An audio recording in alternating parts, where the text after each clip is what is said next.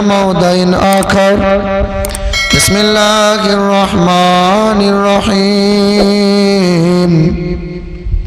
ولا تهنوا ولا تحزنوا وأنتم الأعلون إن كنتم مؤمنين صدق الله مولانا العظيم صدق رسوله النبي الكريم قال الله تعالى شان حبيبه الكريم إن الله وملائكته يصلون على النبي يا أيها الذين آمنوا صلوا عليه وسلموا تسليما اللهم صل على سيدنا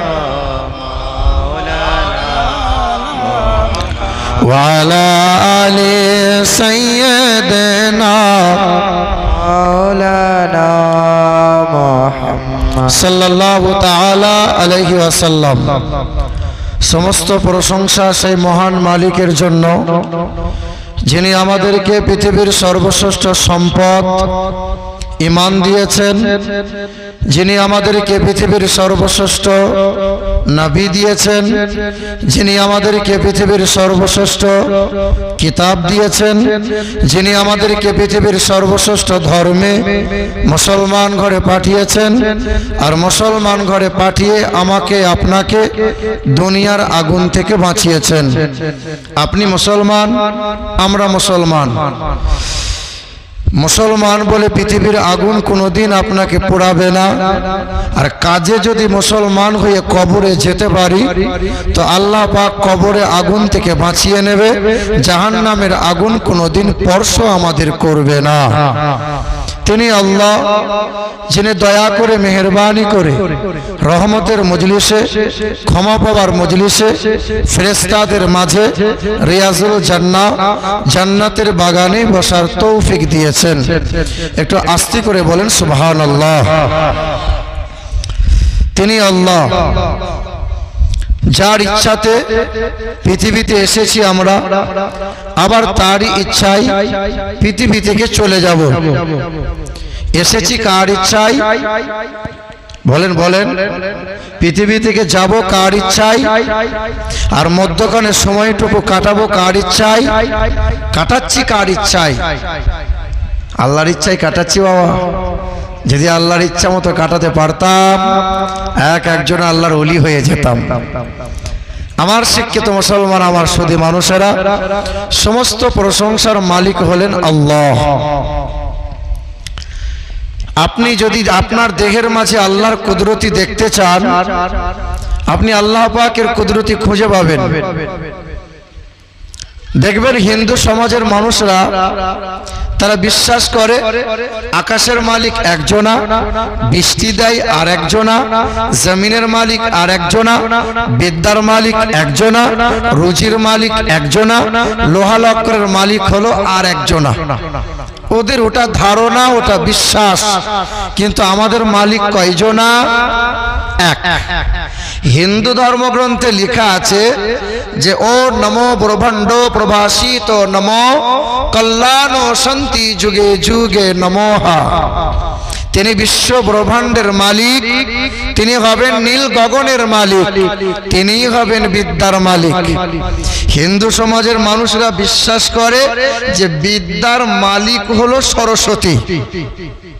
বিদ্যার মালিক যদি সরস্বতী হলো, তাহলে ভারতের জমিনে সর্বপ্রথমে 12টা ভাষায় যিনি এমএ করেছিলেন ওই ব্যক্তির নাম হলো ডক্টর মোহাম্মদ শহীদুল্লাহ।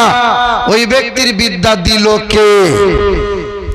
ওদের ধর্মগ্রন্থ ভালো কথাই বলে, কিন্তু বিশ্বাস আর ধারণা করে ওরা আর এক। এতে লেখা আছে যে তিনি হবেন আকাশ ও জমিনের মালিক, তিনি হবেন রুজির মালিক। রুজির মালিক কে? রুজির মালিক কে? বিশ্বাস করেন আপনারা? রুজির মালিক যদি আল্লাহ হলো, তাহলে আপনার দুটো থেকে তিনটে চারটে ছেলে কেন হলো না? আপনি তো বলে দিয়েছেন সালমার মা এই দুটো যা হয়েছে হয়েছে, ভুল করে তিনটে যেন হয় না, এই দুটো নিয়ে ঝামেলা পোয়াতে পারছে না। আপনাকে খাওয়াচ্ছেন জেনে, আপনার চারটে যদি হতো খাওয়াতেন কে? মুখে বলছি রুজির মালিক। মুসলমান দোকান খুলেছে, মুদিখানার দোকান। সকালবেলায় দোকানের সামনে গিয়ে বলছেন বাবু দোকান দেবেন, ঘরে মেহমান এসেছে খুব জরুরি, হ্যাঁ ডিম লাগবে, একটু বিস্কুট লাগবে। তো দোকানদার বলছে 10 মিনিট দাঁড়াতে হবে। বলে কেন? বলে আমাকে ধূপ দেওয়া লাগবে, ধূপ। ও দোকানদার ধূপ নিয়ে একবার পূব দিকে যায়, একবার পশ্চিম দিকে যায়। ওই বেটা ধূপ না দিয়ে মাল বিক্রি করে না, কারণ ওর ধারণা হলো ধূপ না দিয়ে মাল বিক্রি করলে দোকানে তেমন বেচা কেনা হবে না, রুজিতে তেমন বরকত হবে না। মুসলমান রুজির মালিক যদি আল্লাহ হলো, এই রকম ঢং কেন হলো বাবা? এ মুসলমান সোনার টুকরো বন্ধুরা, হিন্দু ধর্মগ্রন্থে লেখা আছে যে তিনি হলেন হায়াত ও মওতের মালিক, তিনি হলেন হায়াত ও মওতের মালিক, তিনি হলেন সর্ব জায়গার সর্বক্ষণের একাই মালিক। ন দ্বিতীয়ম ন তৃতীয়ম চতুর্থ ন পঞ্চমতে। তিনি দুইটা হবেন না, তিনটা হবেন না, চারটে হবেন না, তিনি হবেন এক অদ্বিতীয় লা শারীকা লাহ, তিনি হবেন আল্লাহু আল্লাহ। আপনি দেখেন আপনার দেহের মাঝে, দেখেন আল্লাহ পাক আপনার দেহের মাঝে 5টা অঙ্গ দিয়েছেন, যা 5টা অঙ্গ পৃথিবীতে কোটি কোটি মানুষ বাস করে। আল্লাহ পাক আপনার এই 5টা অঙ্গের মতো করে কাউকে আল্লাহ দেয় নাই। এক কণ্ঠস্বর, আপনি কথা বলেন, আমি কথা বলি। মুফতি জাহাঙ্গীর সাহেব আলোচনা করলেন, মাসলা মাসাইল নিয়ে অনেক গভীর আলোচনা করলেন, তার কণ্ঠ আলাদা। আমি আমিরুল ইসলামের কণ্ঠ আলাদা, ওই যে আমিনুদ্দিন বক্তা তার কণ্ঠ আলাদা, আর যত রকমের দেখেন সব কণ্ঠ এক জনার, এক রকমের। একটা শব্দ উচ্চারণ হতে গেলে 27টা স্তর পার করে একটা শব্দ উচ্চারণ হয়। আল্লাহ পাক যে আপনাকে কণ্ঠ দান করেছেন, আপনার মতো করে আল্লাহ কাউকে দেয় না। এটা হলো না? সুবহানাল্লাহ হলো না? ও কালকে বলবেন হায় হায় হায় হায়, বলিয়ে সুবহানাল্লাহ বলাতে হয়। আমার একটা বন্ধু ছিল জানেন, মানে সে একটু বয়স্ক, মানে তখন তো সিপিএম এর রমরমা বাজাচ্ছিল, 34 বছর রাজত্ব করলো। তা কম বেশি সবাই সিপিএম ছিল, সেও ছিল সিপিএম ভক্ত মানুষ। তা তৃণমূলের সরকার যখন এলো, সব তালে তাল মিলিয়ে সেও তৃণমূল হলো। তা রাস্তায় যখন সবাই মিছিলে যায়, ও যায়, সবাই স্লোগান দেয় ইনকিলাব জিন্দাবাদ, কিন্তু ও বেটা দেয় না। তাই বলি স্লোগানটা দে, নাহলে যে ঘর পাবি না, দুয়ারে সরকার, দুয়ারে রেশন হবে, কপালে জুটবে না। এ তখন চাপে পড়ে স্লোগান দেয়, কিন্তু মহব্বতে দেয়, ভক্তিতে দেয় না। দেওয়ার কারণ হলো এই লোকটা এই দলের। আমরা জান্নাতের বাগানে বসে আছি, জান্নাতি মানুষ আমরা। তা জান্নাতের বাগানে বসে থেকে যদি জান্নাতি ভাষা মহব্বতে অটোমেটিক বার হওয়া লাগবে। যদি বার না হয়, বলিয়ে যদি বলাতে হয় পাগল আর নাবালককে। কাল সকালে চায়ের দোকানে বসবেন, বাঁ হাতে করে চা খাবেন, ডান হাতে করে বিড়িতে টান মারবেন, আর বলবেন শালা আমরা কি কিছু বুঝি না? ওই বর্ধমান থেকে হুজুররা এসে বললেই শুনতে হবে, আমরা কি ঘাসে মুখ দিয়ে চলি? আপনি তো মাশাআল্লাহ মোটামুটি ভালোই বোঝেন। তা বোঝেন যখন মহান মালিকের শুকরিয়া আদায় করেন, এটা বলিয়ে কেন বলাতে হয়? আমার শিক্ষিত মুসলমান, দুই জিহ্বা, এই জিহ্বায় রয়েছে 357টা মাংসের স্তর। বিভিন্ন প্রকারের খাবার খান, বিভিন্ন স্বাদ আপনি গ্রহণ করেন। আল্লাহ পাক যে আপনাকে জিহ্বা দান করেছেন, পৃথিবীতে আপনার মতো করে আল্লাহ কাউকে দেয় নাই। তিন, এই যে আঙ্গুলের রেখা, এখানে আছে 157টা রেখা। আল্লাহ পাক যে আপনাকে রেখা দিয়েছেন, আপনার ছেলেকে দেন নাই, চাচাকে যা দেওয়া হয়েছে ভাতিজাকে তা দেওয়া হয় নাই, আপনার মতো করে আল্লাহ কাউকে দেয় নাই। চার, চোখের মণি। এই চোখের মণি থেকে ব্রেন পর্যন্ত লক্ষাধিক সূক্ষ্ম শিরা দিয়ে জয়েন করে দিয়েছেন। আল্লাহ পাক যে আপনাকে চোখের মণি দান করেছেন, আপনার মতো করে আল্লাহ কাউকে দেয় নাই। পাঁচ, আপনার দেহের চামড়া স্কিন, এই যে এই চামড়া এই স্কিন ৯৭৬৮ প্রকার স্কিন আছে। আপনাকে আল্লাহ পাক যা দিয়েছেন ছেলেকে দেন নাই। আপনারই ছেলেটা 22 বছরের ছেলে অ্যাপাচি গাড়ি কিনেছে, দিয়ে মস্তানি করে 100 স্পিডে ওই আলিয়া মোড় থেকে হাই রোডে চলে গেছে চাঁদের মোড়, দিয়ে ঠুকে দিয়েছে। ঠুকে দিয়ে বাড়িতে এসে বলছে বাপ গালের চামড়া সব উঠে গেল, বাপ একটু চামড়া কেটে দাও। আচ্ছা এই বাপ যদি কিয়ামতের সকাল পর্যন্ত দেহের চামড়া কেটে কেটে দেয়, ডাক্তার যদি সেটিং করতে চায় কিয়ামত হয়ে যাবে, সেটিং কি হবে? হবে না। আপনার মতো করে আল্লাহ পাক কাউকে এই স্কিন দান করে নাই। প্রশংসা হবে কার? প্রশংসা হবে কার? ও হাওড়ার ব্রিজের প্রশংসা করো। হাওড়ার ব্রিজ বিনা পিলারে দাঁড় করানো আছে, 300 বছর বয়স হলো বলে, অক্ষত অবস্থায় দাঁড়িয়ে রাই বলে। আমার আল্লাহ পাক বলে আকাশের দিকে তাকাও, নীরব নির্জনে তাকাও, বিনা পিলারে ছাদের মতো 7 আকাশকে আমি অক্ষত অবস্থায় দাঁড় করিয়ে রেখেছি। আরে প্রশংসা যদি করতে হয় আমি আল্লাহর করো, অন্য কারো নাই। তাই সকলে মুক্ত কণ্ঠে উচ্চ স্বরে মহান মালিকের দরবারে কালামে শুকরিয়া আদায় করে বলি আলহামদুলিল্লাহ। তারপরে শতকোটি দরুদ আর সালাম মক্কার মতি মদিনা। তবে আপনারা যেভাবে বসে আছেন, ওই যে 1 কিলোমিটার ফাঁক ফাঁক করে যে বসে আছেন, এই মধ্যখানে জায়গাগুলো অসুবিধা আছে নাকি? একটু চলে আসেন না। এখন তো যুবকগুলো সব চেয়ার দখল করেছে, মনে হচ্ছে অল্প দিনে কোমর হারিয়েছে। আর 10 বছর পরে কি হবে ওদের? এই যুবক ভাইরা একটু চলে এসো না, আগে এসো না বাপ। যুবক ভাইরা একটু আগে আগে চলে এসো।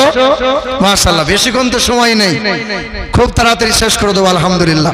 মুফতি সাহেব 1.5 ঘন্টা কম বেশি আলোচনা করেছেন, আমি 1.5 ঘন্টা বলে সমাপ্তি করব। কম বেশি 1টার মধ্যে সমাপ্তি করতে হবে, হ্যাঁ না? জি। আমার শিক্ষিত মুসলমান সুধী মানুষেরা, রাত ভোর ফাংশন হোক, রাত ভোর ড্যান্স হোক, নাচ হোক, অসুবিধা নাই, কিন্তু জালসা যেন 12টা 1টার বেশি না হয়। জি আমার শিক্ষিত মুসলমান আমার সুধী মানুষেরা, তিনি হলেন মক্কার মতি, মদিনার জ্যোতি, 2 কুলের সাথী, উম্মতের কান্ডারি, আমার ও আপনার নবী, 2 জাহানের বাদশাহ, হাবিবে কিবরিয়া জনাবে মুহাম্মদুর রাসূলুল্লাহ সাল্লাল্লাহু তাআলা আলাইহি ওয়াসাল্লাম। যে নবী দাঁড়ালে পরে আকাশের উচ্চতা লাভ করে, যে নবী বসিলে পরে ভুবন স্থিরতা লাভ করে, যে নবী হাসলে পরে জান্নাত সৌন্দর্যতা লাভ করে, যে নবী কাঁদলে পরে জাহান্নাম থরথর করে কাঁপতে শুরু করে, যে নবীর চুলের কৃষ্ণতায় রাতের অন্ধকারে ফিরে পায়, যে নবীর নুরানি চেহারাতে দিনের আলো লাভ করে, তিনি তো আমার আপনার পেয়ারা নবী, 2 জাহানের বাদশাহ জনাবে মুহাম্মদ সাল্লাল্লাহু আলাইহি ওয়াসাল্লাম। উপস্থিত জ্ঞানী গুণী সম্মানীয় উলামায়ে কিরামগণ, সম্মুখে বসে থাকা মুরব্বী বাবাজিরা, ভাইরা, মা ও বোনেরা, আল্লাহ পাকের দয়া মায়া অনুগ্রহ আর শান্তি ধারা আমাদের সকলের উপর বর্ষণ হোক। জোরে বলি আল্লাহুম্মা আমিন।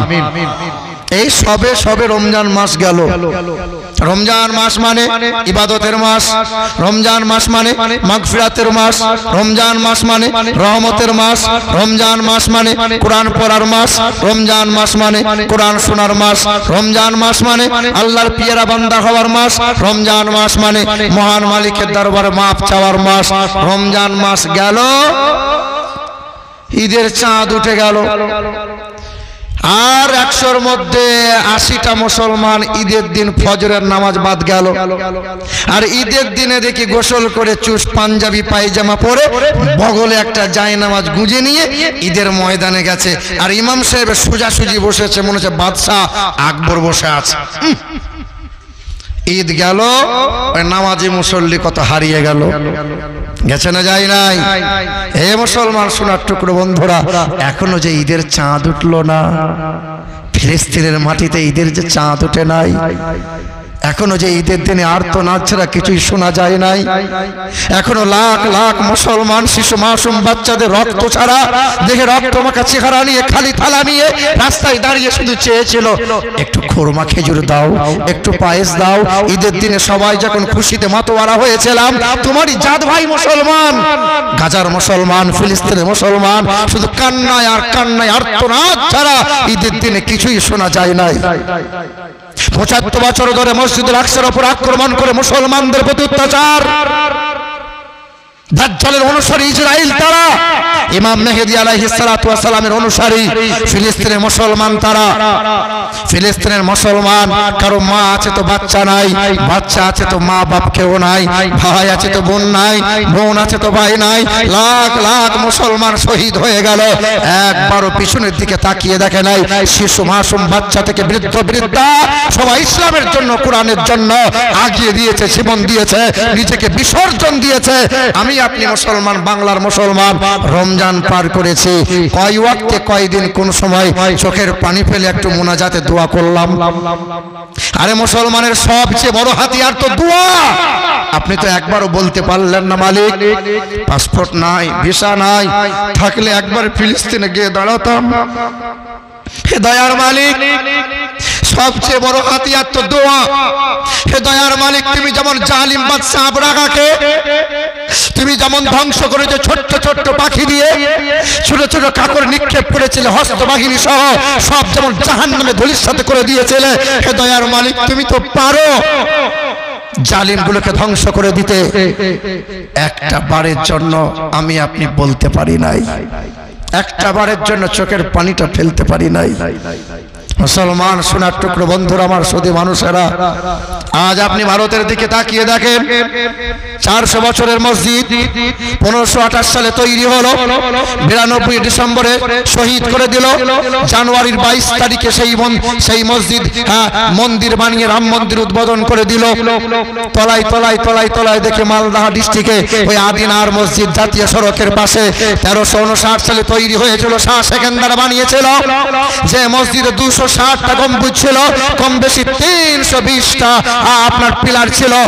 যে মসজিদ ভূমিকম্পের কারণে ভেঙে গেল, এখনো কোরআনের আয়াতগুলো কালো পাথরের দেওয়ালে দেওয়ালে লেখা আছে, এখনো মেহরাব মেম্বার আছে।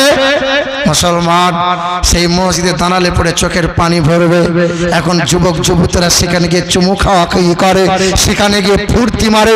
সেটা মসজিদ আর নাই, পার্ক হয়ে গেছে। কিছুদিন আগে শুনেছেন আপনারা যে আদিনার মসজিদে ওই তলায় তলায় নাকি একটা শিবের লিঙ্গ খুঁজে পেয়েছে। আমি মনে মনে ভেবেছিলাম আর বলেছিলাম, হায় রে, তোদের লিঙ্গ কত বড় হয়, তোদের শিবের লিঙ্গ কত বড় হয়। কাল রাম মন্দির ছিল, আজ আদিনার মসজিদে চলে এলো। কিছুই নয়, সামনে ভোট আছে, যে কোনো উপায়ে বাংলাকে দখল করতে হবে। আর ভণ্ড বাবা যে কোনো উপায়ে টিকিটটাকে নিতে হবে। মন্দির মসজিদ নিয়ে লড়াই বাঁধিয়ে দাও, কখনো সন্দেশখালী নিয়ে লড়াই বাঁধিয়ে দাও, মুসলমান হিন্দু নামে লড়াই বাঁধিয়ে দাও। সোনার টুকরো বন্ধুরা, আমার সুধী মানুষেরা, আমার আল্লাহ পাক রব্বুল আলামিন বান্দাকে বারবার বলেন, ওয়ালা তাহিনু ওয়ালা তাহজানু। লক্ষ্য করে দেখেন, পৃথিবীর জমিনে কম বেশি 3500 ধর্ম আছে, প্রতিটা ধর্মের ধর্মগ্রন্থ আছে। বাইবেল, জিন্দাবাস্তা, ত্রিপিটক, রামায়ণ, মহাভারত, যজুর্বেদ, ঋগ্বেদ, সামবেদ, অথর্ববেদ, মনুসংহিতা। আফসোস লাগে, বাইবেল নিয়ে কেউ মামলা করে না, যজুর্বেদ নিয়ে কেউ মামলা করে না, জিন্দাবাস্তা নিয়ে কারো সমস্যা হয় না, ত্রিপিটক নিয়ে কেউ মামলা করে না। মামলা হয় কোরআন নিয়ে, মামলা হয় মসজিদ নিয়ে, মামলা হয় মাজার নিয়ে, মামলা হয় আলেম ওলামাদেরকে নিয়ে। কেন? ওরা জানে যে একদিন গোটা বিশ্বটা দখল করবে, গোটা বিশ্বের মাটিতে মুসলমানদের হাতে বিজয়ের পতাকা উড়বে। আল্লাহর কোরআন জানিয়েছে, ওয়ালা তাহিনু ওয়ালা তাহজানু ওয়া আনতুমুল আলাউনা ইন কুনতুম মুমিনিন। কোরআন শরীফের পারা নম্বর 4, পৃষ্ঠা নম্বর 4, লাইন নম্বর 11। আমার আল্লাহ পাক জগতের মানুষকে জানিয়ে দিল, দুঃখ তোরা করবি না, সাহস যেন হারিয়ে ফেলবি না। তোদের দিকে ঠাট্টা করবে, ব্যঙ্গ করবে, কটাক্ষ করবে, তোদের দিকে অষ্ট হাসি হাসবে। কোনদিন যেন তোরা ঘাবড়ে যাবি না, দুর্বল হয়ে যাবে না। একদিন বিজয়ের পতাকা তোদের হাতে আমি আল্লাহ দেব, তোরা যদি মুমিন আর মুমিনা হয়ে যাও। আমার মুসলমান সোনার টুকরো বন্ধুরা, আমার সুধী মানুষেরা, আমার মা ও বোনেরা, এই কোরআন, যে কোরআন রমজান মাসে আল্লাহ নাজিল করলেন, যে কোরআন রমজান মাসে নাজিল করলেন, যে কোরআনকে আল্লাহ পাক লাইলাতুল কদরের রাত্রিতে নাজিল করলেন, যে কোরআন সোমবারের দিন নাজিল করলেন। সোমবার, যে সোমবারের দিনে নবীর আব্বা আব্দুল্লাহর বিবাহ হয়েছিল, যে সোমবারের দিনে নবীজির আব্বা হযরত আব্দুল্লাহ রাদিয়াল্লাহু তাআলা আনহুর ওফাত হয়েছিল, যে সোমবারের দিনে নবীজি ভূমিষ্ঠ হয়েছিল, যে সোমবারের দিনে নবী মক্কা থেকে মদিনায় গিয়েছিলেন, যে সোমবারের দিনে নবী মদিনা থেকে মক্কা বিজয় করেছিলেন, যে সোমবারের দিনে নবীজির ওফাত হয়েছিল, ওই সোমবারের দিনে নবীজির উপর কোরআন নাজিল হয়েছে। আল্লাহ পাক রব্বুল আলামিন জানিয়েছেন। পানি আছে, একবার দরুদ শরীফ পড়েন। আল্লাহুম্মা সাল্লি আলা, দেখি গ্লাস নেই,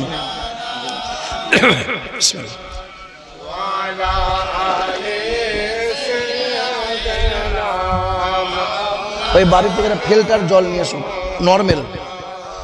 যাদের হৃদয়ে আছে আল্লাহর ভয়, তারা কবু পথ ভুলে যায় না। যাদের হৃদয়ে আছে আল্লাহর ভয়, তারা কবু পথ ভুলে যায় না। নবীজির প্রেম ছাড়া এই দুনিয়ায় কারো কাছে কোনো কিছু চাই না। রাতের আধারে যারা সিজদাতে রয়, দু চোখের অশ্রুতে নদী যেন বয়। ছলনার হাত ছানি যতই আসুক, পিছনে ফিরে কবু তাকাই না। যাদের হৃদয়ে আছে আল্লাহর ভয়, তারা কবু পথ ভুলে যায় না। নবীজির প্রেম ছাড়া এই দুনিয়ায় কারো কাছে কোনো কিছু চাই না। আল্লাহুম্মা সাল্লি আলা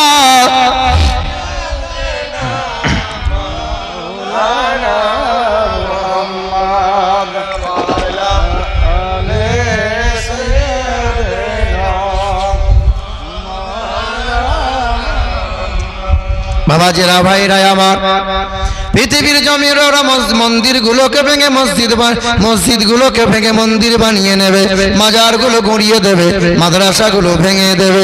আল্লাহ পাকের কোরআন যদি পৃথিবীর সব চক্রান্তকারীরা কোরআনকে যদি নদীতে ভাসিয়ে দেয়, কোরআন যদি সব একত্রিত করে আগুনে জ্বালিয়ে দেয়, বলেন মুসলমান কোরআন কি হারিয়ে যাবে? ওই বাংলাদেশের হিন্দু ঘরের মানুষ, বিখ্যাত শিল্পী নকুল কুমার বিশ্বাস কোরআন নিয়ে একটা গান লিখে বড় ভাইরাল হয়ে গেছে। যদি আগুন লেগে ধ্বংস হয়, যদি আগুন লেগে ধ্বংস হয় পৃথিবীর সব বইয়ের দোকান, তবু বিশ্ব থেকে হারাবে না পবিত্র কোরআন। বলো কেমন করে করবে ধ্বংস, বলো কেমন করে করবে ধ্বংস তোমার আগুনের তেজ। আর বিশ্বে ভরা লক্ষ লক্ষ আছে কোরআনের হাফেজ। আবার ছাপাবে তারা, আবার ছাপাবে তারা আসমানি গ্রন্থ, বাঁচাবে আল কোরআনের সম্মান। আর বিশ্ব থেকে হারাবে না পবিত্র কোরআন। কোরআন কি হারিয়ে যাবে? আল্লাহ পাক রব্বুল আলামিন জানিয়ে দেন, এটা হলো সেই কোরআন। কোন বিজ্ঞানীকের বিজ্ঞান নয়, কোন ঐতিহাসিকের ইতিহাস নয়, কোন ভৌগোলিকের ভূগোল নয়। আমি আল্লাহ পাকের মহা আমানত।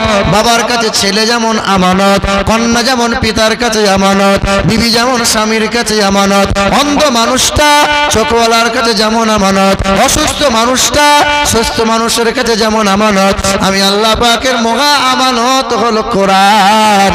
ইন্না আরাজনাল আমানাতা আলাস সামাওয়াতি ওয়াল আরদ ওয়াল জিবাল فأبينا أن يحملناها وأشفقن منها وحملها الإنسان কোরআনেতে পারা নম্বর 22 পৃষ্ঠা নম্বর 6 আয়াত নম্বর 72 লাইন নম্বর 12 সন্দেহ হলে হাফেজ সাহেবদেরকে জিজ্ঞাসা করে নিতে পারো আল্লাহ পাকের কালাম জানিয়ে দিল আমি আল্লাহ পাকের নিশ্চয়ই মহান আমানত হলো কোরআন এই আমানতটাকে আসমানে রাখতে চেয়েছিলাম আমি আমার আমানতকে জমিনকে দায়িত্ব দিতে চেয়েছিলাম আমি আমার মহা আমানতকে পাহাড় পর্বতের উপর রাখতে চেয়েছিলাম লাউ আনজালনা হাযাল কুরআন আলা জাবালিল লারাইতাহু খাশিআম মুতাসাদ্দিআম মিন খাশিয়াতিল্লাহ পাহাড় বলেছিল মালিক পারবো না তোমার আমানতের ভারসাম্য রাখতে পারবো না জমিন বলেছিল মালিক তোমার আমানতের ভারসাম্য রাখতে পারবো না আসমান বলেছিল পারবো না পাহাড় বলেছিল পারবো না আল্লাহর বান্দা হাবিবে কিবরিয়া দয়ার রাসূল আমার মহান মালিকের দরবারে জানিয়েছিল আল্লাহ তোমার আমানতটা যদি আমাকে দাও আমি কোনোদিন ফেলবো না কোরআনেতে পারা নম্বর 26 সূরার নাম সূরা মুহাম্মদ পৃষ্ঠা নম্বর 5 লাইন নম্বর 1 আয়াত নম্বর 2 আমার আল্লাহ পাক জগতের মানুষকে জানিয়ে দেয় হ্যাঁ হ্যাঁ এই মহা আমানতের দায়িত্বটা আমার হাবিবে কিবরিয়া জানাবে মুহাম্মদ রাসূলুল্লাহর প্রতি আমি আল্লাহ নাজিল করে দিলাম আর একটু জোরে হবে না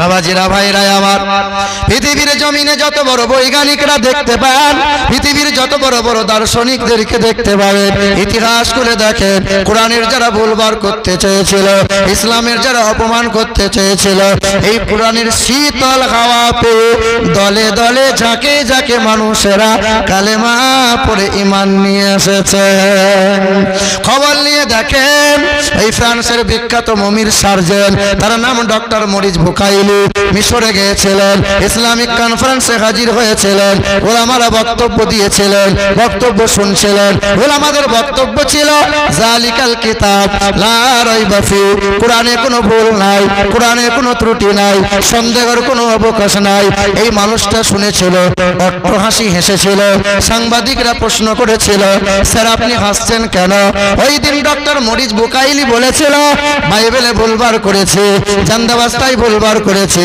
রামায়ণে ভুলবার করেছে মুসলমানরা বলে কোরআনে ভুল নাই চ্যালেঞ্জ ছুড়ে দিলাম কোরআনে ভুলবার করে ছাড়ব জোরে বলে এই দেখো দেখ বলে সুবহানাল্লাহ সব জায়গায় সুবহানাল্লাহ বলা যাবে ভোরবেলায় আমার বাপ মরে গেছে মনে করেন মরে নাই যদি মরে গেছেন উদাহরণ দিয়ে বলছি আমার বাপ ভোরের বেলায় মরেছে সকালবেলায় উঠে সুবহানাল্লাহ সুবহানাল্লাহ আচ্ছা গালে চুমু খাবো না দুবার দেবো শালা বাপ মরেছে সুবহানাল্লাহ বলছিস হ্যাঁ কোরআনে ভুল বার করবে গো আল্লাহ মাফ করুক জোরে বলে নাউজুবিল্লাহ বাবাজিরা ভাইরা আমার বৃদ্ধ বয়সে অমুসলিম হয়ে কোরআনের ভুলবার করতে চেয়েছিল কোরআনটা শিখলো আলিফ বা তা শিখে নিল কোরআনের অনুবাদগুলো পড়ে শানে নজুলগুলো পড়ে 1 বছর পরে 2 বছর পরে একটু চিন্তা করেন একজন অমুসলিম ব্যক্তি হয়ে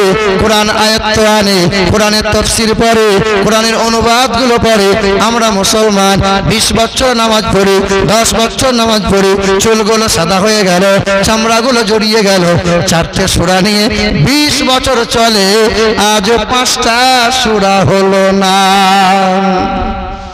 হয়েছে বলে বাবা দাঁত ভেঙে গেছে কি করে হবে বাবা ওই চলছে কপাল ভালো কার কপাল যে ভালো করছে ওই জানে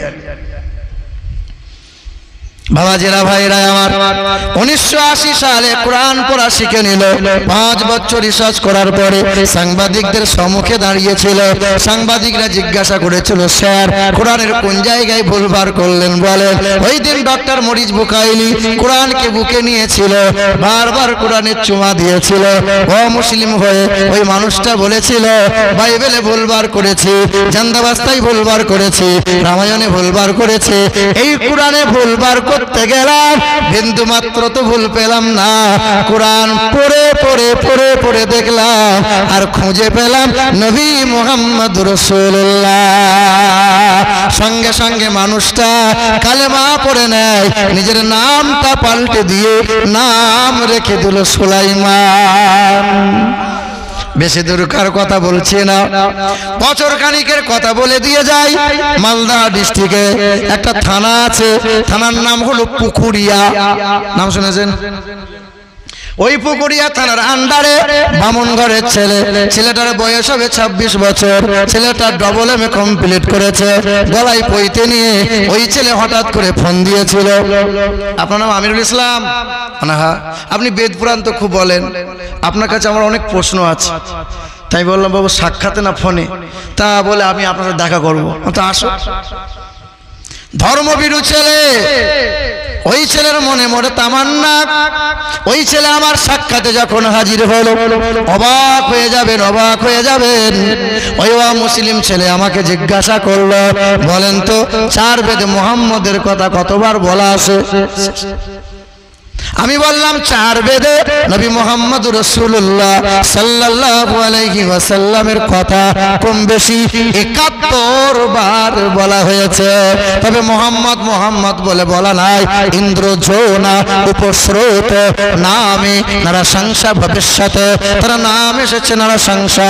তার বাংলা করলে হবে প্রশংসিত, তার বাবার নাম হবে বিষ্ণু যশা, তার আরবি করলে হবে আব্দুল্লাহ, তার বাংলা করলে হবে আল্লাহর বান্দা, তার মায়ের নাম হবে সুমতি, তার বাংলা করলে হবে সুন্দরমন, তার আরবি করলে হবে আমিনা, তার বাবার নাম হবে আব্দুল্লাহ, তার মায়ের নাম হবে আমিনা, তার দাদার নাম হবে আব্দুল মুতাল্লিব, তার দাদির নাম হবে নাতিজা বিনতে গাফফার ব্র্যাকেটে ফাতেমা, তার নানার নাম হবে আব্দুল ওয়াহাব জুহুরি, তার নানির নাম হবে বাড়িরা, তার দুধ বাবার নাম হবে হারিস, তার দুধ মায়ের নাম হবে হালিমা, তার দুধ ভাইয়ের নাম হবে আব্দুল্লাহ, তার পিতার নাম হবে আব্দুল্লাহ, তার নাম হবে মুহাম্মদুর রাসূলুল্লাহ। তো আমাকে বলছে মুহাম্মদ সাল্লাল্লাহু আলাইহি ওয়াসাল্লামের কথা বেদে কেমন করে বলা আছে? আমি বললাম শোনো, ভগবত পুরাণের 12 নম্বর ছন্দ 29 নম্বর 16 লেখা আছে, অষ্টগুণ প্রশান্তি পর্যন্তি ঈশ্বর সর্বস্ব জাগতাং, অষ্টগুণ প্রশান্তি পর্যন্তি কৌলঞ্চ দমসতঞ্চ বহুভাষিতা চ দানং যথা শক্তি কৃতজ্ঞতা চ ইন্দ্রজনা ইতং কৌলগত প্রায়জনেষু পরধর্মণি। পৃথিবীর জমিনে ঈশ্বর সর্বস্ব জাগতাং, ব্রহ্ম পৃথিবীর জমিনে মহান প্রতিপালকের দরবার থেকে আসবেন, তিনি হবেন অত্যন্ত লজ্জাশীল। একজন কুমারী কন্যার যেমন লজ্জা, তার চাইতে অধিকতর লজ্জাশীল হবেন নবী মুহাম্মদ রাসূলুল্লাহ। তিনি জীবনে কখনো কোনোদিন মিথ্যা কথা বলবেন না। তিনি হবেন কালো মানুষদের মুক্তির সূর্য, তিনি হবেন নারী স্বাধীনতার অগ্রদূত। তিনি জীবনে মানব অথবা দানবের সাথে দুর্ব্যবহার করবেন না। তিনি বিনা কারণে গাছের ফল ফুল পাতা ছিঁড়বেন না। তিনি কখনো কোনোদিন আমানতের খেয়ানত করবেন না। তিনি এমন একজন বিশ্বের মহান নেতা, সংসারকে উজাড় করে দেবেন 1 মিনিটের জন্য, উম্মত উম্মতিকে ভুলবে না। তিনি হবেন অত্যন্ত লজ্জাশীল। আমরা সব তো আশিকে রসুল নবীর উম্মত। আচ্ছা, আপনাদের এখানে যখন বিয়ে শাদী হয়, এখন তো সব লজ্জাশীল সব উঠে গেছে। এখনকার ছেলেরা আন্ডার প্যান্ট পরে ঘুরে বেড়াচ্ছে, জাঙ্গিয়া পরে ঘুরে বেড়াচ্ছে, মেয়েরা ছেলেদের মতো চুস প্যান্ট পরে ঘুরে বেড়াচ্ছে। মানে দূর থেকে দেখলে চেনা যায় না পুরুষ না মহিলা, সামনে গেলে বোঝা যায়। কেউ কেউ বলে জামানা খুব খারাপ, কি করবেন? দেখবেন আগেকার সময়ে বৌমা শ্বশুর শাশুড়ির ভয়ে ঘর থেকে পা বাড়াতে পারতো না। এখন উল্টো, এখন বৌমায়ের ভয়ে শ্বশুর শাশুড়ি বেরোতে পারে না। বলে জামানা খুব খারাপ। দেখবেন আগেকার সময়ে ছোট ছোট বাচ্চাগুলো আলেম ওলামাকে দেখলে পরে, দাড়িওয়ালা মানুষ দেখলে পরে ভয়ে লুকিয়ে যেত। আর এখন তোমার আমার নাতিপোতা ছেলেগুলো আলেম মৌলবি দেখলে পরে সিটি বাজায়, সিটি বাজাচ্ছে এরকম করে। শালা বিয়াদবের বাচ্চা, বিয়াদব।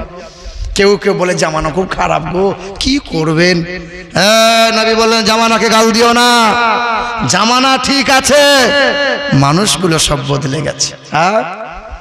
আগের মতো শান্তি তো আর এখন পাওয়া যায় না, মানুষগুলো পাল্টে গেছে, পাল্টায়নি জামানা। আগের মতো শান্তি তো আর এখন পাওয়া যায় না। মানুষগুলো পাল্টে গেছে, পাল্টায়নি জামানা। জামানা ঠিকই আছে, মানুষ সব পাল্টে গেছে, মানুষ সব পাল্টে গেছে, জামানা ঠিকই আছে।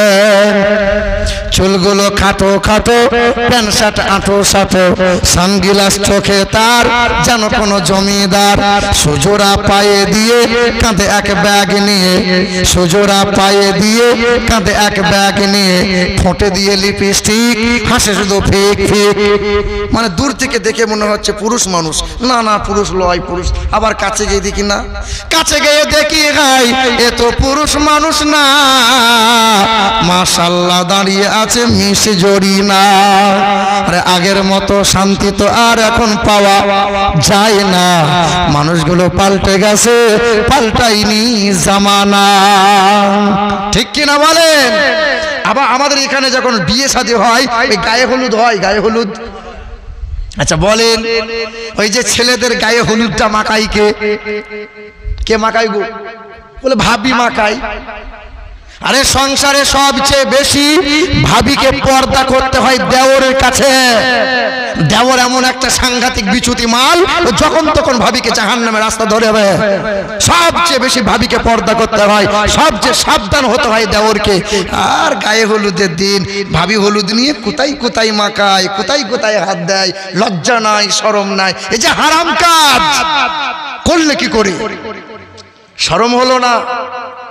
আবার দেখেন বিয়ের দিনে শ্বশুর দিয়েছে একটা শুয়োরের পায়খানা গলায় ঝুলিয়ে দিয়েছে, দিয়ে এইরকম ঝুলিয়ে নিয়ে চারটে আঙুলে চারটে এরকম করে বিয়ে করতে বসেছে। আর আমাদের হুজুররা সব বিয়ে পড়াচ্ছে।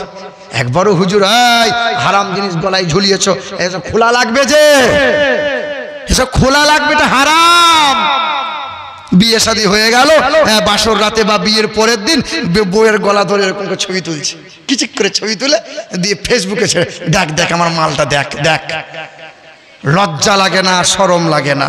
তুমি মুসলমান, তুমি নবীর উম্মত। এই যে হাসির খোরাক দিই নাই, তুমি হাসছো কেন? শরম করা লাগে, শরম। তোমার বাড়িতে হয়, তোমার বাপ চাচারা করে, কেন করে? ডিজে ডিজে বাজিয়ে খুব নাচ হয়, মেয়েরা কোমর দুলিয়ে দুলিয়ে নাচে, একটু শরম করো। তুমি তো মুসলমান, তুমি তো হিন্দু নও, তুমি তো সাঁওতাল নও, তুমি তো সাঁওতাল আদিবাসীর স্বভাব তুলে নিয়েছো। বাড়ির বাপকে বলে তোমার ছেলের বিয়েতে এত ডিজে, ছেলেরা শখ করেছে, কি বলবো, মানা করি ছেলেরা শোনে না। তুমি গার্জেন, তুমি গার্জেন হয়েছো? বাবাজিরা ভাইরা আমার, মুসলমানের ছেলেরা, নওজোয়ান যুবকেরা, আল্লাহ রাসূল সাল্লাল্লাহু আলাইহি ওয়াসাল্লাম জীবনে কখনো কোনোদিন একটাও মিথ্যা কথা বলেন নাই। আমরা নবীর উম্মত, সকাল থেকে সন্ধ্যা, সন্ধ্যা থেকে সকাল। মিথ্যার সত্য যদি দাঁড়ি পাল্লাই ওজন করা হয়, বলেন তো কোন পাল্লা ভারী হবে? এই যে কোন পাল্লা ভারী হবে? হবে কি হবে না? কথায় কথায় মিথ্যা, হুজুরও মিথ্যা, কমিটিরও মিথ্যা। হুজুরকে ফোন করছে, হুজুর কোথায় আছেন? হুজুর বলছে চাঁদের মোড় ঢুকছি। হুজুর এখন ঘর থেকে বাড়ি হয় নাই, এই চাঁদের মোড় ঢুকছি। কমিটির লোক বলছে 8টার সময় টাইম আপনার। দেখেন কমিটির লোক বলছে 8টার সময় টাইম, তাড়াতাড়ি আসেন। এসে দেখছি 12টায় টাইম। মানে হুজুর মানে এই দিকের কথা বলছে না, হয় কি হয় না বলেন? হয় কি হয় না? হুজুর এখনো ঘর থেকে বাড়ি হয় নাই। দিয়ে কিছুক্ষণ পরে হুজুরের মোবাইল সুইচ অফ। হুজুর কি ব্যাপার? বলে হুজুর আসবে না। চলছে কি চলছে না বলেন? বাবাজিরা ভাইরা আমার, আল্লাহ রাসূল বলেন যে কথায় কথায় মিথ্যা বলে, যে কথায় কথায় মিথ্যা বলে, ওই মানুষের মুখ দিয়ে দুর্গন্ধ বার হয়, রহমতের ফেরেশতারা দূরে সরে যায়। যে ব্যক্তি কথায় কথায় মিথ্যা কথা বলে, ওই ব্যক্তিটা মুনাফিক হয়ে যায়, মুনাফিক হয়ে যায়।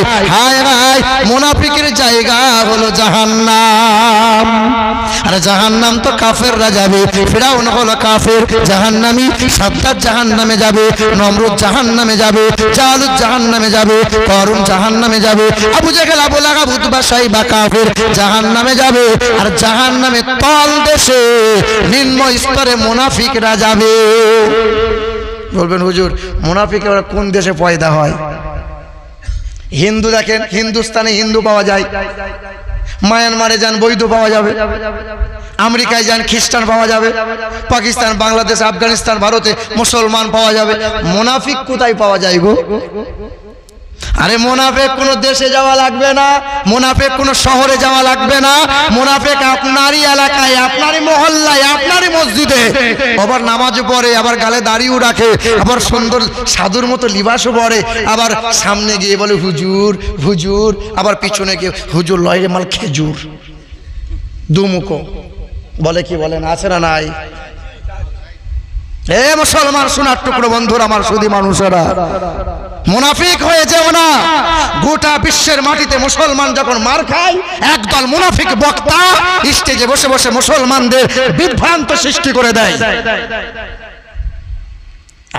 এখন যখন মুসলমানদের ইউনিটি, একতা দরকার, এখন একদল মুনাফিক বক্তা কিভাবে মুসলমান ভাগাভাগি করা যাবে না, হাত তুলে দোয়া করা যাবে না, জানাজার ময়দানে দোয়া করা যাবে না, কবরগুলোকে সব গুঁড়িয়ে দিতে হবে, মাজার রাখা যাবে না, নামাজ বাদ দোয়া করা যাবে না, এই করা যাবে না, হাত এইখানে মারা যাবে না, হাত এইখানে মানতে হবে, এই সব চলছে। বাপ, ইসলাম ইউনিটি দরকার, একতা দরকার এখন এই পরিস্থিতির মাঝে।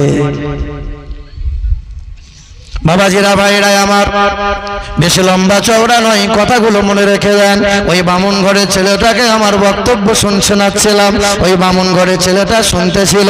ওই বামুন ঘরের ছেলে আমাকে জিজ্ঞাসা করে, হুজুর আমার মনে বড় শখ জেগেছে, আপনাকে একটা জিজ্ঞাসা করব। করো।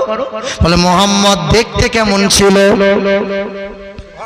কোনদিন মনে হয়েছে যে রাসূলুল্লাহর আকৃতি গঠনটা কেমন ছিল?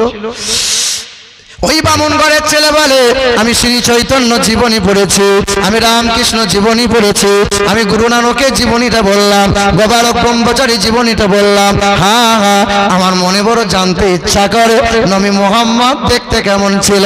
যার নাম পৃথিবীর কোনায় কোনায় পাওয়া যায়, মুহাম্মদ রাসূলুল্লাহকে কেমন ছিল?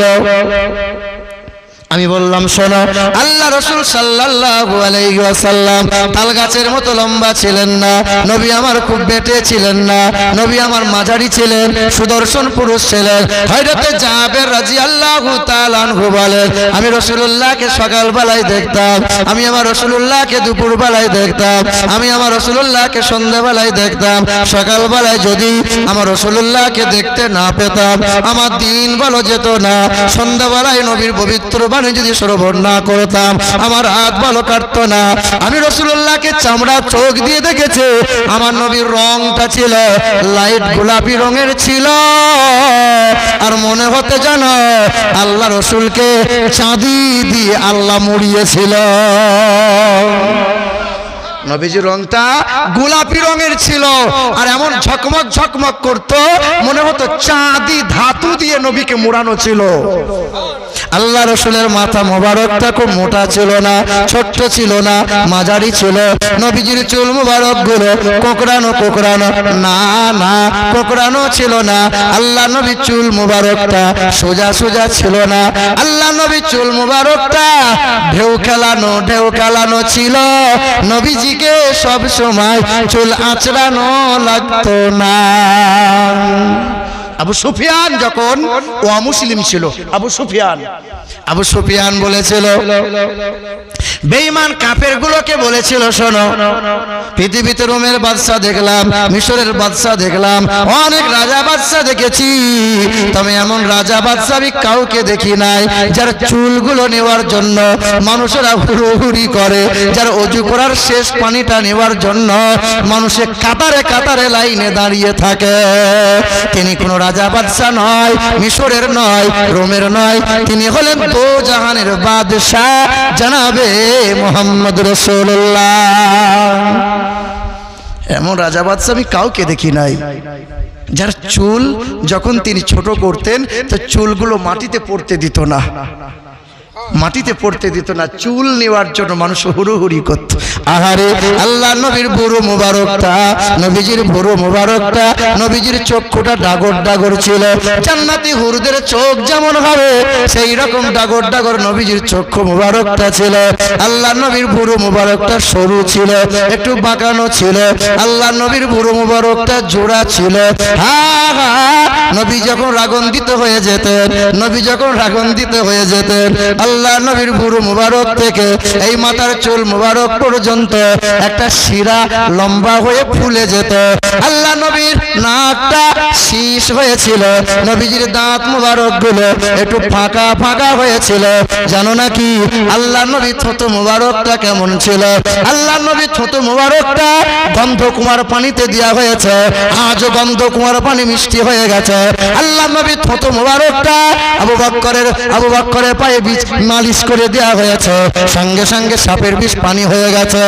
রাসূলুল্লাহ থুতু মুবারকটা খাইবারের যুদ্ধে বারবার ইসলামের সৈন্যরা পরাজয় হয়। আল্লাহ নবী বলেন, না না, আমার ইসলামের ঝান্ডা আমার মাওলা আলীর হাতে দিতে চাই। আমার আলী কোথায়?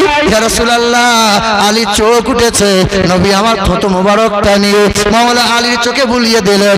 মাওলা আলী মুচকি হেসে বলেছেন, ইয়া রাসূলুল্লাহ, সঙ্গে সঙ্গে শিফা পেয়ে গেছে। আমার নবী থুতুটা কেমন ছিল? নবীজির থুতু মুবারকটা, নবীজির থুতু মুবারকটা যেমন অন্ধ ব্যক্তির দুই চোখে বুলিয়ে দেয়, সঙ্গে সঙ্গে জ্যোতি ফিরে পায়।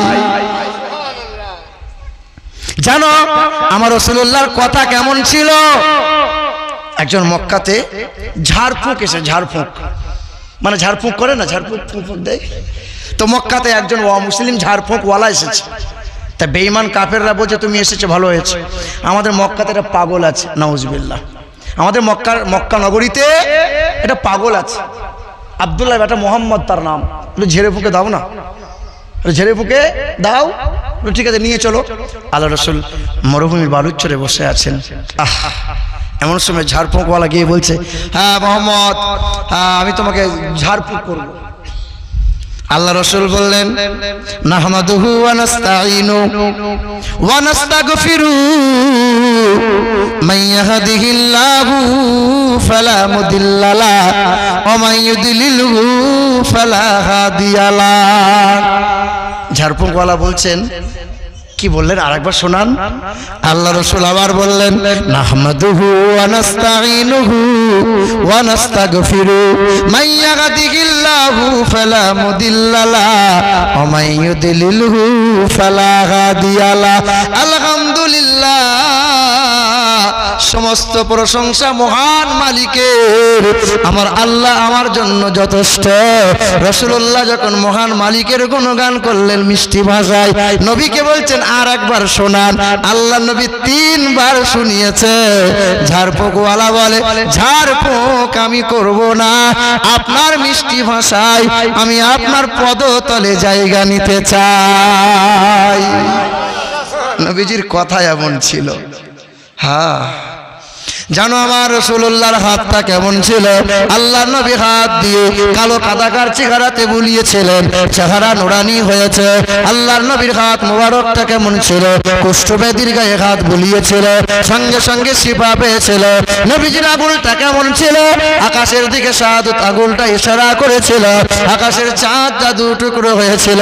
আল্লাহর রাসূলুল্লাহ, আল্লাহ রাসূল সাল্লাল্লাহু আলাইহি ওয়াসাল্লাম 1500 জন সাহাবীদের নিয়ে সফরে রওনা হয়েছিলেন। মরুভূমির বালুর চর, হাহাকার, প্রখর রোদের তাপ। সাহাবীরা বললেন, রাসূলুল্লাহ, ইয়া রাসূলুল্লাহ, পানি নাই, বড় পিয়াস লেগেছে। নবী আমার বললেন, লোটা নিয়ে আসো। লোটা সামনে নিয়ে আসা হলো, লোটার মধ্যে শাহাদাত আঙ্গুলটা ভরে দিলেন। লোটার মুখ দিয়ে ঝর্ণার মতো পানি বার হয়। 1500 জন সাহাবী পান করে, ওযু বানিয়ে নেয়, মশকে পানি নিজ নিজ ভরে নেয়। তারপরে লোটার মুখ দিয়ে ঝর্ণার মতো পানি বার হয়। পৃথিবীর জমিনে নবীর আঙুলের মতো আর কেউ হতে পারবে না।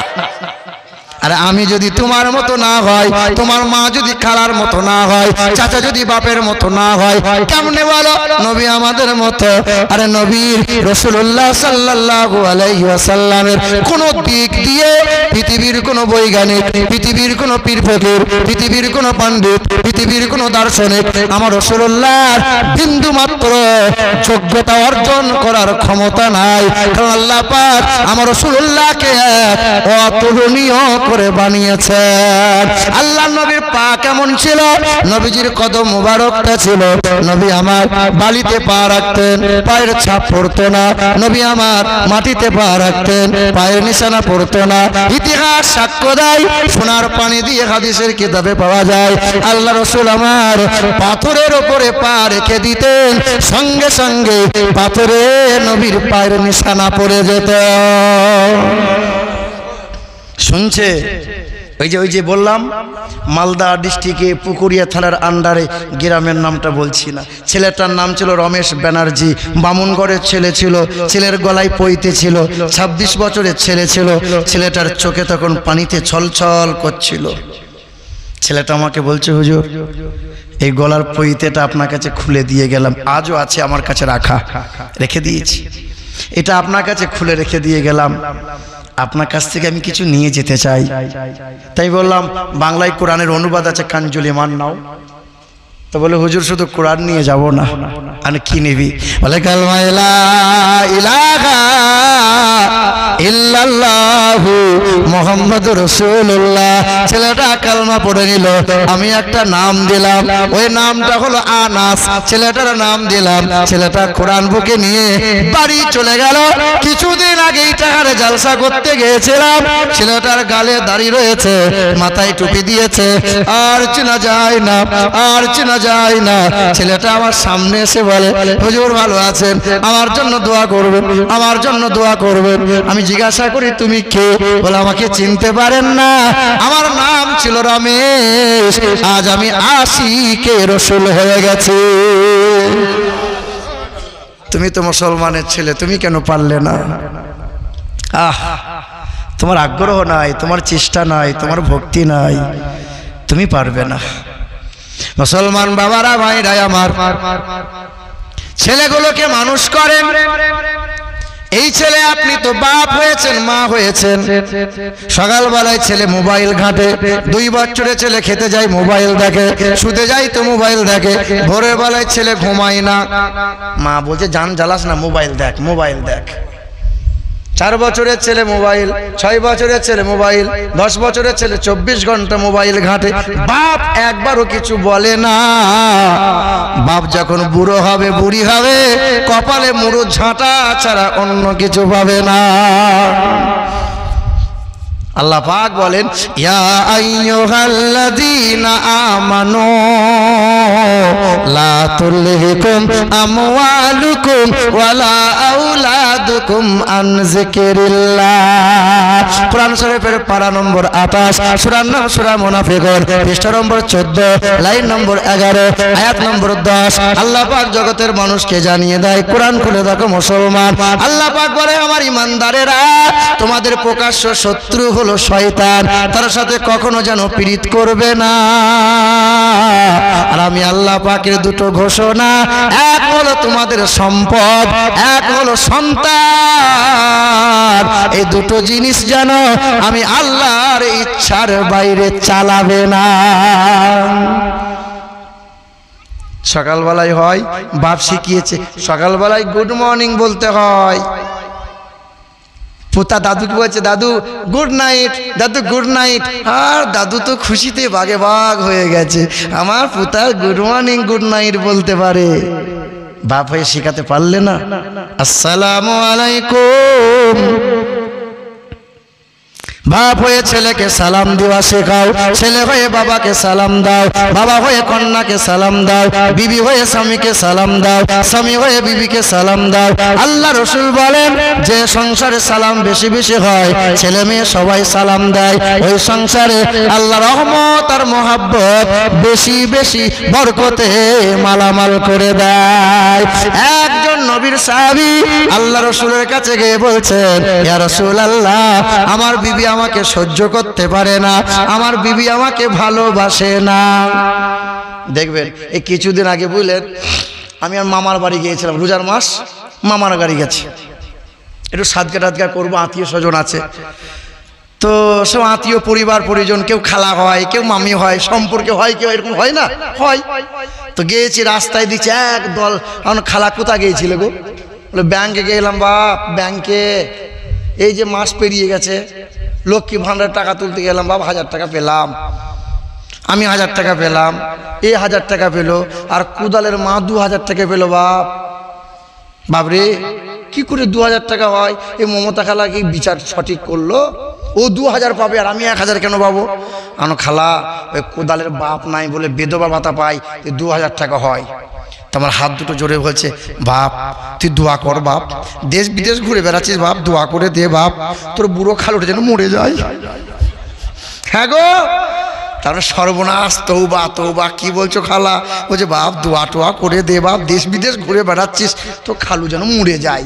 ও বুড়ো ধামকে নিয়ে কোনো লাভ নাই। 1000 করে লক্ষ্মী ভাণ্ডারে পাচ্ছিলাম, তোর খালু যদি মরে যায় 1000 পাবো, মাস গেলে 2000। হে বাবা, ততক্ষণ বিবি সেবা করবে গরম, ততক্ষণ বিবি খুব সেবা করবে, গায়ে হাত বোলাবে, পায়ে তেল মালিশ করবে, আর কিছু নাই। বিবি তোমাকে সহ্য করতে পারবে না। পৃথিবীটাই স্বার্থের পৃথিবী। আল্লাহ নবী সাহাবীটা রাসূলুল্লাহকে বলছেন, ইয়া রাসূলুল্লাহ, আমার বিবি আমাকে, আল্লাহ রসুল বলছেন বিবিকে ঘন ঘন সালাম দাও, ঘন ঘন সালাম দাও। 5 দিন পার হয়ে গেল, রাসূলুল্লাহকে বলছেন, ইয়া রাসূলুল্লাহ, বিবিকে ঘন ঘন সালাম দেই, আমার বিবি কটকটির মতো বিবি, আমার বিবি সালামের জবাবটুকু দেয় না। রাসূলুল্লাহ বলেন, থামবে না, চালাও। 1 সপ্তাহ হয়ে গেল, 2 সপ্তাহ হয়ে গেল, 3 সপ্তাহ হয়ে গেল। সাহাবীটা বলছেন, ইয়া রাসূলুল্লাহ, আজ আমার বিবিটা এমন হয়ে গেছে, আমাকে আর চোখের আড়াল হতে দেয় না। আচ্ছা বলেন, আপনার বিবির ক্ষেত্রে যদি এটা হতো, আপনি ইমাম সাহেবের কাছে যেতেন, হাফেজ সাহেবের কাছে যেতেন, হাফেজ সাহেব আমার বিবিটা না গোলমাল করছে। কোনো মহিলা যদি যায়, আমার স্বামীটা না গোলমাল করছে, আচ্ছা বলেন তো আপনার ইমাম সাহেব আপনাকে কি দেবে? কি দেবে গো? বলবে, এক কাজ করো, 1 বোতল পানি, 6 কেজি মুন্ডা, 2 কেজি সরষের তেল নিয়ে এসো, আর তোমাকে 4 কেজি ওজনের তাবিজ একটা দেবো, তোমার স্বামী পিছন পিছন ঘুরে বেড়াবে। ঠিক না ভুল? এখনকার আবার কিছু হুজুররা দেখছি বাবা এরকম করছে, বুঝলেন, এই ফোনে এরকম দেখো ফুঁক মারছে, দিচ্ছি ফোনে, মারছে কি মারছে না বলেন? মানে ফুঁক মারছে, দুবাই চলে না। আমি মানা করি নাই, তা বুঝলেন গা, ঝাড়ফুঁক করেন গা, কিন্তু এটা বলতে চাইছি, নবীর সুন্নত, নবীর তরিকাগুলো ভুলে গেলেন। আল্লাহ রসুল যেমন করে শিখিয়েছেন তেমন করে তো বলতে পারতেন। আচ্ছা বলেন, রাসূলুল্লাহ বলছেন বিবি স্বামীকে সালাম দাও, স্বামী বিবিকে সালাম দাও, সারা জীবন বড় করে সালাম দিলেন না। আজকে রাতের বেলায় বাড়ি গেলেন, সালমার মা ঘুমিয়ে আছে। সালমার মা, সালমার মা, কে গো? আসসালামু আলাইকুম। আচ্ছা বলেন তো, আপনার বিবি সালামের জবাব দেবে না? বলবে, এই গো আমার স্বামী খেপা হয়ে গেছে গো, তুমি আর ঢং করো না, ওই ভেকার কোনো যা সৌগাত ঢং করে সালাম আলাইকুম। কি সালামের জবাব দেবে? ভয় খেয়ে যাবে। কেন? জীবনে কোনোদিন সালাম দেন নাই। আল্লাহ পাক রব্বুল আলামিন জানিয়ে দেন, ইয়া আইয়ুহাল্লাযীনা আমানু লা তাদখুলু বুয়ুতা গায়রা বুয়ুতিকুম হাত্তা তাস্তানিসু ওয়া তুসাল্লিমু আলাইহা। হে ঈমানদারেরা, বাড়িতে যখন পা রাখবে আগে তোমরা সালাম দাও। যুবতী কন্যা আছে, সালাম দাও, সালাম দাও। অন্যের বাড়িতে যখন ঢুকতে চাও আগে পারমিশন নাও, সালাম দাও। আল্লাহ পাক জানিয়ে দেয়, সালামুন আলাইকুম তিবতুম ফাদখুলুহা খালিদিন। কোরআনেতে পারা নম্বর 24, সূরার নাম সূরা জুমার, পৃষ্ঠা নম্বর 6, লাইন নম্বর 12। সন্দেহ হলে কোরআন খুলে দেখে নিতে পারো। আমার আল্লাহ পাক বলেন যে বান্দারা সালামের আদান প্রদান করে বেশি, জান্নাতে প্রবেশের সময় সালাম পেয়ে হাসতে হাসতে জান্নাতি হবে। আমার বান্দাদের কোনো কষ্ট রইবে না। ইয়া ইবাদ লা খাউফুন আলাইকুমুল ইয়াউমা ওয়ালা আনতুম তাহজানুন। আমার বান্দা হলো তারা, ভয় চিন্তা তাদের থাকবে না, কিয়ামতে তাদের কোনো অসুবিধা হবে না। আমার বান্দা হলো তারা, নামাজের সময় হলে যেখানে পাবে সুযোগ পেয়ে সিজদা করে নেই যারা। আমার বান্দা হলো তারা, রোজার মাস এলে ফাঁকি দেয় না যারা। আমার বান্দা হলো তারা, আর বাজারে গিয়ে মাঝে মধ্যে লটারি কাটে যারা। তাই তো নাকি? এখানকার মানে লটারি কাটে, লটারি সুদ টুদ চলে, বাপ সুদ চলে, বুঝলেন? গোটা রমজান মাস রোজা, আপনি এখানে সরে আসেন, সামনে আসেন।